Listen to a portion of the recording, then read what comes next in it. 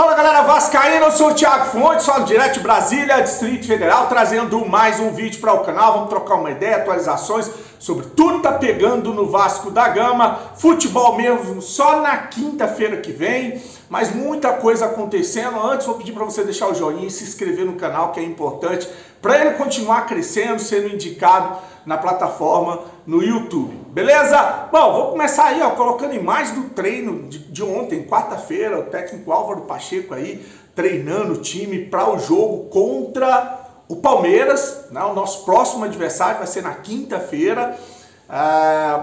E, cara, acho que a gente tem que entender a complexidade do Campeonato Brasileiro, porque o que eu vou falar aqui não vai agradar uma pá de gente. Não vai, eu tenho certeza, mas eu não estou aqui para agradar ninguém, estou aqui para emitir a minha opinião. O nosso campeonato, ele rolou ontem, né?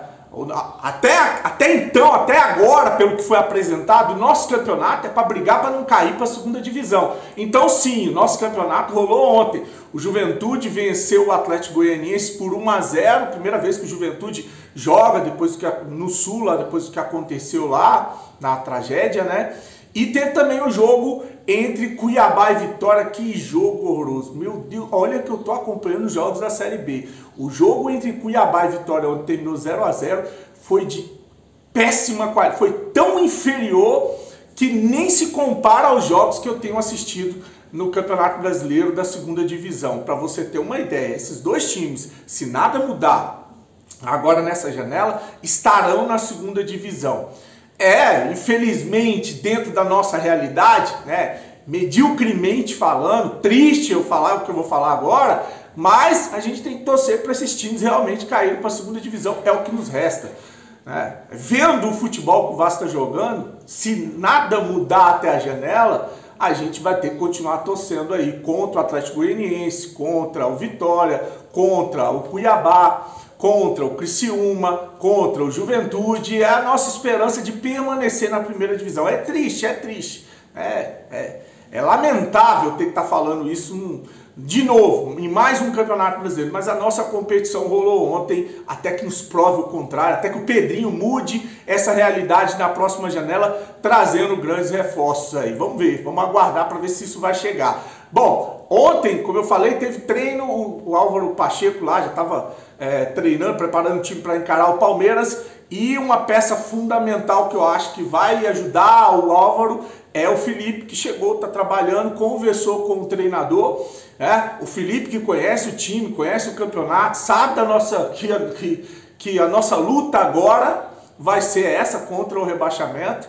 E para essa transição para um técnico que nunca trabalhou no Brasil, vai ser importante o Felipe estar ali auxiliando o treinador, principalmente para saber quem são os jogadores que estão comprometidos e os jogadores que estão de sacanagem. Porque sim, tem jogador que está de sacanagem, tem jogador que está andando, tem jogador que está fazendo corpo mole, só querendo salário, querendo sair. Então isso vai ser uma incumbência aí para o Felipe, que deve ser apresentado hoje em uma entrevista coletiva, tá?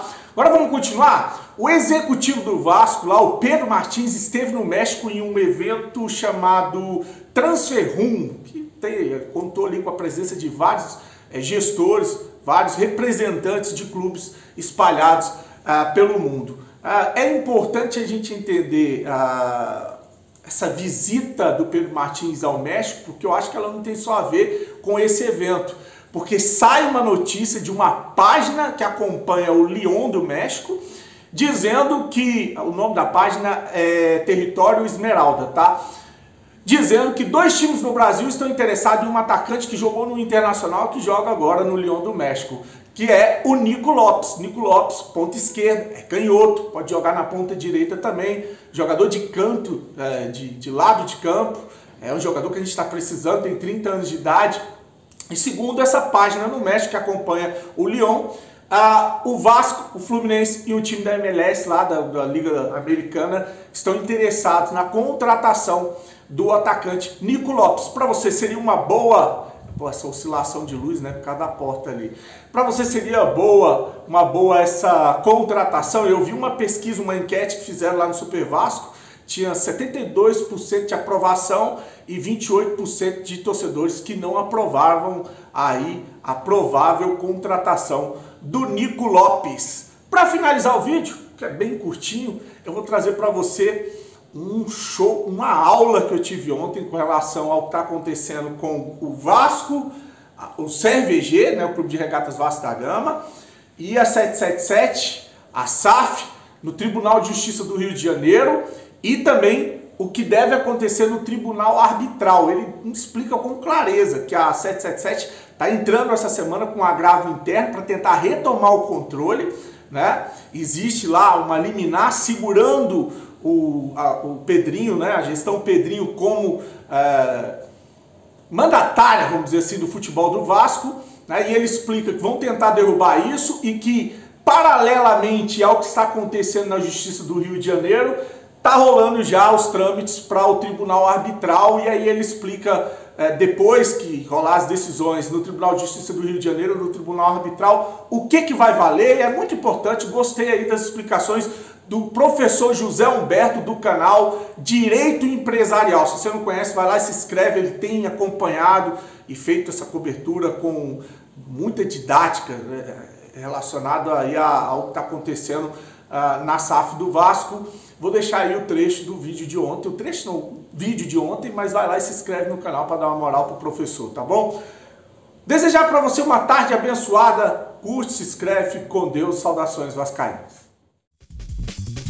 Bem, meus amigos, imenso prazer estar aqui com vocês, professor José Humberto, hoje trazendo atualizações do caso envolvendo a 777 e o Clube Vasco da Gama nessa SAF do Vasco. Bem, vou fazer aqui uma lembrança rápida do que nós temos até agora e das novidades que estão acontecendo agora nesses últimos dias. Primeiramente, se você gostou do tópico, deixe aqui o seu like, compartilhe esse conteúdo, deixe o seu comentário, é importante para que essas dúvidas possam ser esclarecidas aqui pelo professor José Humberto. Primeiramente, vamos lembrar que a SAF, ela possui o clube, bem como a 777, como acionistas dessa SAF. Nessa disputa, nesse conflito, o Vasco Associação ingressou judicialmente, primeira instância, pedindo a alteração do controle dessa SAF. Conseguiu essa liminar, hoje é o Pedrinho, pelo clube, que está no controle da SAF do Vasco. Isso você já sabe. Dessa decisão, segundo ponto, houve um recurso por parte da 777. Esse recurso foi para o Tribunal de Justiça do Rio de Janeiro, que é uma segunda instância, é uma instância revisora, vamos colocar assim,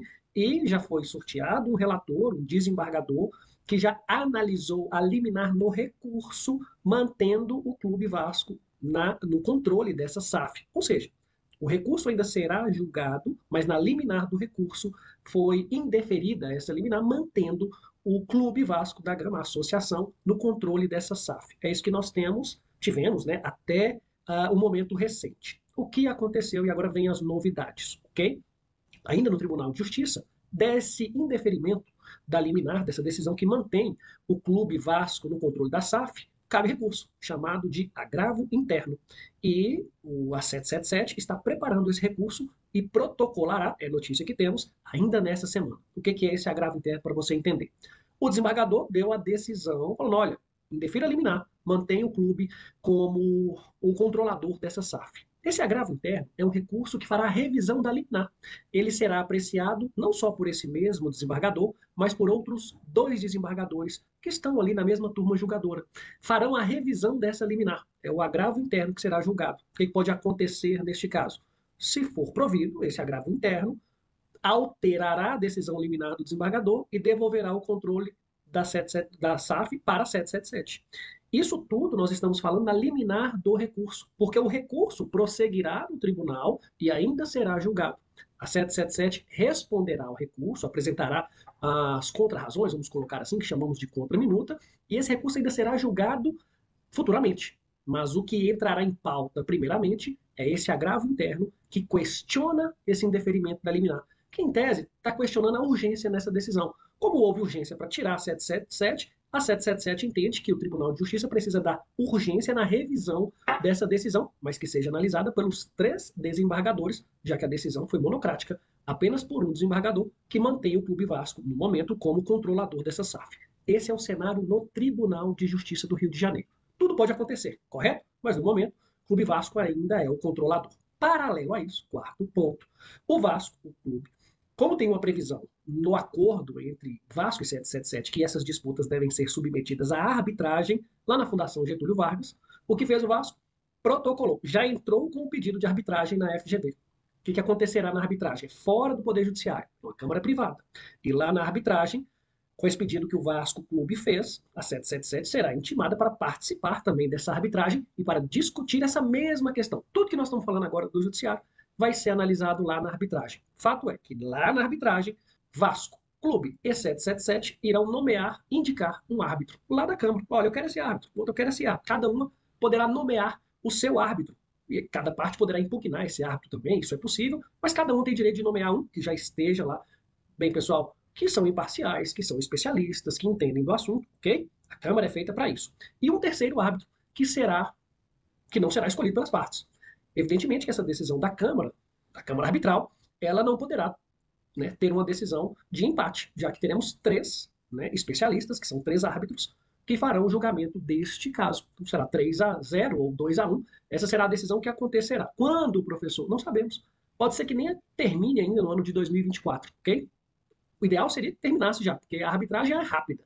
Mas pode ser que não termine. Ponto importante para ficar aqui para vocês. Como o Vasco Clube pediu a arbitragem, instituiu a arbitragem, com a nomeação do árbitro, desses árbitros, essa decisão que está sendo discutida no Tribunal de Justiça de alteração do controle da SAF, que hoje está com o Vasco, mas que a qualquer momento pode voltar para 777, ou seja, isso está lá no Poder Judiciário, está no Tribunal de Justiça do Rio de Janeiro, quando estiver na arbitragem, o árbitro poderá, e ele tem esse poder, manter essa mesma decisão ou revogá-la. Isso mesmo, poderá sobrepor a decisão do Poder Judiciário.